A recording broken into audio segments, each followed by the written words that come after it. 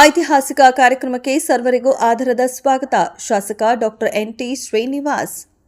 November 9ರಂದು ಪಟ್ಟಣದಲ್ಲಿ ಜರುಗುತ್ತಿರುವ ಕ್ಷೇತ್ರದ 74 ಕೆರೆಗಳಿಗೆ ನೀರು ತುಂಬಿಸುವ ಯೋಜನೆಗೆ ಚಾಲನೆ ದೊರಕಲಿದ್ದು, ಬೃಹತ್ ಐತಿಹಾಸಿಕ ಕಾರ್ಯಕ್ರಮಕ್ಕೆ ಕ್ಷೇತ್ರದ ಸಮಸ್ತ ಜನತೆ ಸಾಕ್ಷಿಯಾಗಬೇಕೆಂದು ಕಾರಣ ಪಕ್ಷಾತೀತವಾಗಿ ಸರ್ವರು ಆಗಮಿಸಬೇಕು ಎಂದು, ಅದಕ್ಕಾಗಿ ತಾವು ಈ ಮೂಲಕ ಆಧಾರದ ಸ್ವಾಗತವನ್ನು ಕೋರುತ್ತಿರುವುದಾಗಿ ಕೂಡ್ಲಿಗಿ ಶಾಸಕ ಡಾಕ್ಟರ್ ಎನ್.ಟಿ. ಶ್ರೀನಿವಾಸ್ ಅವರು ಪತ್ರಿಕಾಗೋಷ್ಠಿಯ ಮೂಲಕ ಕೋರಿದ್ದಾರೆ. ಅವರು ತಮ್ಮ ಕಚೇರಿ ಮುಂಭಾಗದಲ್ಲಿ ನಿರ್ಮಿಸಲಾಗಿರುವ ಬೃಹತ್ ವೇದಿಕೆಯಲ್ಲಿ ಜಿಲ್ಲಾಧಿಕಾರಿಗಳವರ ನೇತೃತ್ವದಲ್ಲಿ ಆಯೋಜಿಸಲಾಗಿದ್ದ ಪತ್ರಿಕಾಗೋಷ್ಠಿಯಲ್ಲಿ ಮಾತನಾಡಿದರು. ಮುಖ್ಯಮಂತ್ರಿ ಸಿದ್ದರಾಮಯ್ಯ ಅವರು ಬೃಹತ್ ಯೋಜನೆಗೆ ಚಾಲನೆ ನೀಡಲು ಆಗಮಿಸುತ್ತಿದ್ದು, ಅವರೊಟ್ಟಿಗೆ 16 ಸಚಿವರು, ಹಲವಾರು ನಿಗಮಗಳ ಅಧ್ಯಕ್ಷರು, ರಾಜ್ಯ ಮಟ್ಟದ ಮುಖಂಡರು, ರಾಜ್ಯ ನಾಯಕರು, ಹಲವು ಇಲಾಖೆಗಳ ರಾಜ್ಯ ಮಟ್ಟದ ಉನ್ನತ ಅಧಿಕಾರಿಗಳು ಕಾರ್ಯಕ್ರಮದಲ್ಲಿ ಭಾಗಿಯಾಗಲಿದ್ದಾರೆ. ಸುಮಾರು 50,000ಕ್ಕೂ ಹೆಚ್ಚು ರೈತ ಕುಟುಂಬಗಳಿಗೆ ಅನುಕೂಲವಾಗುವ ಬೃಹತ್ ಯೋಜನೆಗೆ ಚಾಲನೆ ನೀಡುವ ಐತಿಹಾಸಿಕ ಕಾರ್ಯಕ್ರಮಕ್ಕೆ ಕ್ಷೇತ್ರ ಹಾಗೂ ಜಿಲ್ಲೆ, ವಿವಿಧ ಜಿಲ್ಲೆಗಳಿಂದ, ರಾಜ್ಯದ ವಿವಿಧೆಡೆಗಳಿಂದ ಲಕ್ಷಾಂತರ ಜನ ಬರುವ ನಿರೀಕ್ಷೆ ಇದ್ದು, ಅಗತ್ಯ ಪೂರ್ವ ತಯಾರಿ ಮಾಡಿಕೊಳ್ಳಲಾಗಿದೆ. ಕ್ಷೇತ್ರಕ್ಕೆ ನೀರುಣಿಸುವ ಮಹತ್ತರವಾದ ಕಾರ್ಯಕ್ರಮಕ್ಕೆ ಕ್ಷೇತ್ರದ ಎಲ್ಲ ರೈತರು, ಎಲ್ಲ ಸಮುದಾಯಗಳ ಮುಖಂಡರು, ರೈತ ಸಂಘಟನೆಗಳ ಪದಾಧಿಕಾರಿಗಳು, ಹೋರಾಟಗಾರರು, ಎಲ್ಲ ಜನಪ್ರತಿನಿಧಿಗಳು, ನಾಗರಿಕರು, ಎಲ್ಲ ಸಂಘ ಸಂಸ್ಥೆಗಳ ಪದಾಧಿಕಾರಿಗಳು ಸರ್ವರು ಪಕ್ಷಾತೀತವಾಗಿ ಆಗಮಿಸಿ ಕಾರ್ಯಕ್ರಮ ಯಶಸ್ವಿಗೊಳಿಸಬೇಕೆಂದು ತಾವು ಈ ಮೂಲಕ ಕೋರುವುದಾಗಿ ತಿಳಿಸಿದರು. ಇದು ಸ್ವಾಗತಾರ್ಹ ಸರ್. ಆದರೆ ಕೆಲವೊಂದಿಷ್ಟು ರೈತರನ್ನೇ ಕೂಡ ಆರೋಪ ಮಾಡ್ತಾ ಇದ್ದಾರೆ, ಏನು ಪುರಾತನ ಕಾಲದ ಕೆರೆಗಳಿಗೆ ಧಕ್ಕೆ ಆಗ್ತಾ ಇದೆ ಯೋಜನೆಯಿಂದ. ಮೂಲ ಕೆರೆಗಳ ಮೂಲಕ ಧಕ್ಕೆ ಆಗ್ತಾ ಇದೆ ಅಭಿವೃದ್ಧಿ ಹೆಸರಲ್ಲಿ. ಈಗ ನೋಡಿ, ಈಗ ಇಲ್ಲಿ ಏನಾಗಿದೆ ಅಂತಂದರೆ, ಪುರಾತನ ಕಾಲದ್ದು ಕೆರೆಗಳಿದ್ದಾವೆ.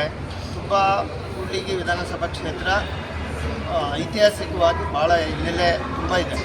ಈಗ ಆದರೆ ರೈತರ ಜೀವನ, ರೈತರ ಹಿತಾಸಕ್ತಿ ಕೂಡ ಕಾಪಾಡಬೇಕಾಗ್ತದೆ. ಅದರಿಂದ ಈಗ ಇಷ್ಟೊಂದು ಮಹತ್ತರವಾದ ಕಾರ್ಯಕ್ರಮ, ಸುಮಾರು 800 ಕೋಟಿಗೆ ಅಧಿಕ ಒಂದು ಪ್ರಾಜೆಕ್ಟ್ ಇವತ್ತು ಸಕ್ಸಸ್ ಆಗಿದೆ ಅಂತಂದರೆ, ಇನ್ನೂ ಚಿಕ್ಕ ಪುಟ್ಟ ಕೆಲಸ ಕಾರ್ಯಗಳೇನಿದ್ದಾವೆ ಅದನ್ನೆಲ್ಲ ರಿಪೇರಿ ಮಾಡಿ, ಅದು ಯಾವುದೇ ರೀತಿ ಐತಿಹಾಸಿಕ ಕೆರೆಗಳನ್ನ ನಾವು ಅದನ್ನು ಪೋಷಿಸಿ, ರಕ್ಷಿಸಿ, ಅದಕ್ಕೆ ಯಾವುದೇ ರೀತಿ ಧಕ್ಕೆ ಆಗ್ದಂಗೆ ರೈತರ ಹಿತಾಸಕ್ತಿ ಕಾಪಾಡೋದಕ್ಕೆ ನಾವೆಲ್ಲ ಕೆಲಸನ ಮಾಡಿದ್ದೀವಿ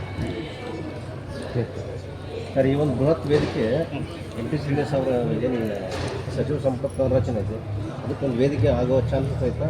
ಆ ಅವಕಾಶ ನೀವು ಸದ್ಬಳಕೆ ಮಾಡ್ಕೊಂತೀರಾ? ನೀವು ಕೂಡ ಆಕಾಂಕ್ಷಿ ಇದ್ದೀರಾ? ಇಲ್ಲ, ಖಂಡಿತ ಈ ವಿಷಯದಲ್ಲಿ ನಾನು ತುಂಬ ಸ್ಪಷ್ಟವಾಗಿ ಹೇಳ್ತೀನಿ.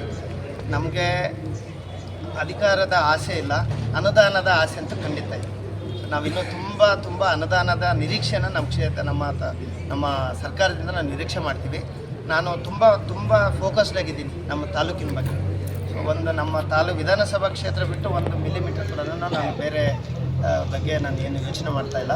ಇಲ್ಲೇ ಇನ್ನೂ ಇಡೀ ಒಂದು ವರ್ಷದ್ದು ನಮ್ಮ ಸರ್ಕಾರದ ಬಜೆಟ್ ಕೊಟ್ಟರು ನಮ್ಗೆ ಮಾಡೋಷ್ಟು ಕೆಲಸ ನಮ್ಮ ತಾಲೂಕಲ್ಲಿ.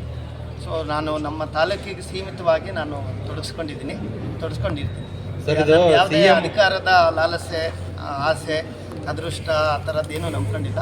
ಇಲ್ಲಿ ನಾನು ಶಾಸಕನಾಗಿ ಮೊದಲೇ ದಿವಸದಿಂದ ಇಲ್ಲಿವರೆಗೂ ನಮ್ಮ ಕ್ಷೇತ್ರಕ್ಕೆ ಮಾತ್ರ ನಾನು ಕಾರ್ಯರೂಪ ಸಿದ್ಧಪಡಿಸ್ಕೊಂಡು ಆ ರೀತಿ ಕೆಲಸ ಮಾಡ್ತಾಯಿದ್ದೀನಿ. ಆ ರೀತಿ ಯಾವುದೇ ರೀತಿ ನನಗೆ ಆ ಥರ ಆಸೆಗಳಿಲ್ಲ.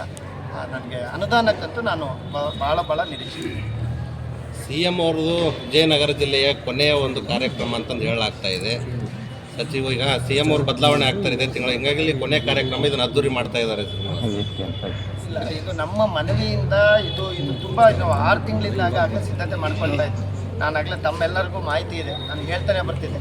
ಮಾನ್ಯ ಮುಖ್ಯಮಂತ್ರಿಗಳು, ಉಪಮುಖ್ಯಮಂತ್ರಿಗಳಿಂದ ಈ ಕಾರ್ಯಕ್ರಮ ಉದ್ಘಾಟನೆ ಮಾಡಿಸ್ತೀವಿ, ಕೆರೆ ತುಂಬಿಸೋ ಯೋಜನೆ ನಮ್ಮ ತಾಲೂಕಲ್ಲಿದೆ ಮತ್ತು ತುಂಬ ಅನುದಾನ ಬಂದಿದೆ, ಲೋಕಾರ್ಪಣೆ ಮಾಡಿಸ್ತೀವಿ ಅಂತೇಳಿ ಈಗ 6 ತಿಂಗಳಿಂದ ನಾವು ಆಗಲೇ ಹೇಳ್ಕೊಂಡು ಬಂದಿದ್ವಿ. ಟೈಮು ಸ್ವಲ್ಪ ಸಿಗೋದು ನಮಗೆ ಕಷ್ಟ ಆಯಿತು. ಅದು ಬಿಟ್ಟರೆ ಈಗ ಆ ಥರದ್ದು ಯಾವುದೇ ರೀತಿ ಇದಾಗಲೇ ಮುಂಚೆನೇ ಪೂರ್ವ ನಿಗದಿ ಆಗಿದೆ ಅಂತ ಕಾರ್ಯಕ್ರಮ. ಸೊ ಅದಕ್ಕೂ ನೀವು ಹೇಳೋದಕ್ಕೂ ಇದಕ್ಕೂ ಯಾವುದೇ ರೀತಿ ನವೆಂಬರ್ ಕ್ರಾಂತಿ ಒಳಗಡೆ ಅದರಷ್ಟೊಳಗೆ ಮುಗಿಸ್ಕೊಂಡ್ಬಿಡ್ಬೇಕು. ಆಗಲೇ ಮಾನ್ಯ ಮುಖ್ಯಮಂತ್ರಿಗಳು, ಉಪಮುಖ್ಯಮಂತ್ರಿಗಳು, ಬಹುತೇಕ ಸಚಿವರು ಸ್ಪಷ್ಟಪಡಿಸಿದ್ದಾರೆ, ಯಾವುದೇ ರೀತಿ ಆ ಥರ ಕ್ರಾಂತಿ ಇಲ್ಲ, ಭ್ರಾಂತಿ ಇದೆಲ್ಲ ಅಂತೇಳಿ. ಸೊ ಅದರದ್ದು ಇಲ್ಲಿ ಅದು ಏನು ಅದು ಅಷ್ಟೊಂದು ಪ್ರಸ್ತುತ ಅಲ್ಲ ಅಂತ ನಾನು. 5 ವರ್ಷ ಅವರೇ ಸಿದ್ದರಾಮಯ್ಯ 5 ವರ್ಷ ಅವರೇ ಇರ್ತಾರ. CM 5 ವರ್ಷವರೆಗೆ ಅವರೇ ಕಂಟಿನ್ಯೂ ಅವರೇ ಇರ್ತಾರ. ಅಲ್ಲ, ನಾನು ಸರ್ಕಾರದ ಕೂಡ್ಲಿಗಿ ವಿಧಾನಸಭಾ ಕ್ಷೇತ್ರದ ಶಾಸಕನಾಗಿದ್ದೆ. ಸರ್, ಕೂಡ್ಲಿಗಿ ವಿಧಾನಸಭಾ ಕ್ಷೇತ್ರದವರು, ಸಂಡೂರು ವಿಧಾನಸಭಾ ಕ್ಷೇತ್ರದವರು ಯಾರು ಜಾಕ್ಪಾಟಲ್ಲಿ ಸಚಿವರು ಆಗ್ಬೋದು ಅಂತ ಆಸೆನೂ ಇದೆ. ಆಗ್ತಿದೆ? ಅದ್ರ ಬಗ್ಗೆ ನನಗೆ ಮಾಹಿತಿ ಇಲ್ಲ. ಜಮೀರ್ ಸರ್ ಹೇಳಿದ್ರು ಸರ್. ಈಗ 95% ಮಿನಿಸ್ಟ್ರಿ ಈ ಭಾಗದಲ್ಲಿ ಮತ್ತು ಸರ್ಕಾರದ ಏನಾದರೂ ಬದಲಾವಣೆ ಅದ್ರ ಬಗ್ಗೆ ನಮಗೆ ಖಂಡಿತ ಮಾಹಿತಿ ಇಲ್ಲ. ನಾನು ವಾರಕ್ಕೆ ಒಂದು ದಿವಸ ಬೆಂಗಳೂರಿಗೆ ಹೋಗ್ತೀನಿ, ಸುಮಾರು ಒಂದು 25-30 ಮಿನಿಸ್ಟ್ರಿ ಆಫೀಸ್ಗಳಲ್ಲಿ ಸೆಕ್ರೆಟರಿಗಳ ಮೀಟ್ ಮಾಡ್ತೀನಿ, ನನ್ನ ಕೆಲಸ ಕಾರ್ಯಗಳನ್ನು ಮಾಡಿಸ್ಕೊಂಬರ್ತೀನಿ.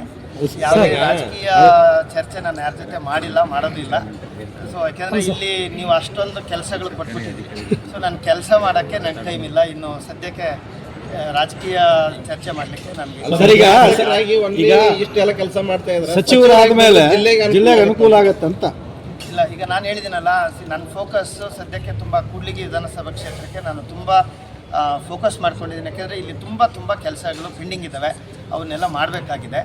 ಸೊ ಆ ಥರ ಯಾವುದೇ ಯೋಚನೆಗಳು ನಾನು ಇಟ್ಕೊಂಡಿಲ್ಲ.